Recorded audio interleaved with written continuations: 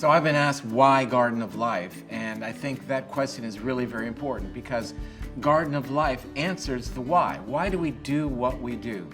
We do what we do because this is the way to health, and this is a dedication to achieving that goal by the highest quality of ingredients, by seeking out organic exclusively.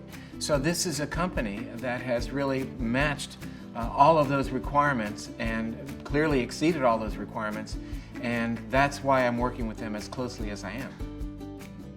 As you may know, I'm a neurologist, I'm a brain specialist, and I look at things like Alzheimer's and Parkinson's and ADHD, depression, etc. And the question I'm often asked is, why turn to the gut? And it turns out that we no longer should be interested in separating the brain on one hand and to have the gut on the other hand, and that these are two different, disparate systems and functionalities, that in reality, everything that goes on in the body is closely knit, closely related. I think clearly we are a bit disserved by our obsession with cleanliness, from keeping our kids from playing in the dirt to the hand sanitizers that every time you go out of an elevator. Bugs, bacteria, germs are actually in many regards our friend. And that seems kind of contradictory. We've all been told that bacteria are lurking and are causing, the cause of all the great things that go on in human misery.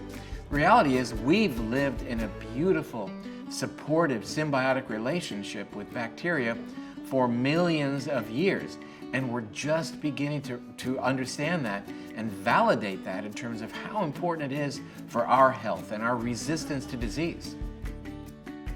I can tell you that the science of probiotics and the human microbiome is very, very compelling. We do know that the fundamentals of eating right, of eating a lower carbohydrate, fiber-rich diet, for example, that's a good choice to nurture the gut bacteria.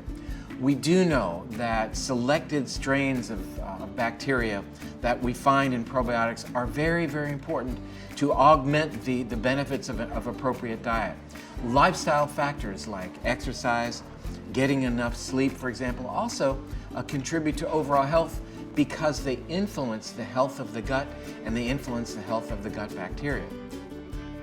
So while the science is compelling, the basics of this program are very, very straightforward, and for the most part, really what you've been hearing all along, that you have to pay attention to these lifestyle factors. That, for example, your food choices are probably the most important choices that you make on a daily basis.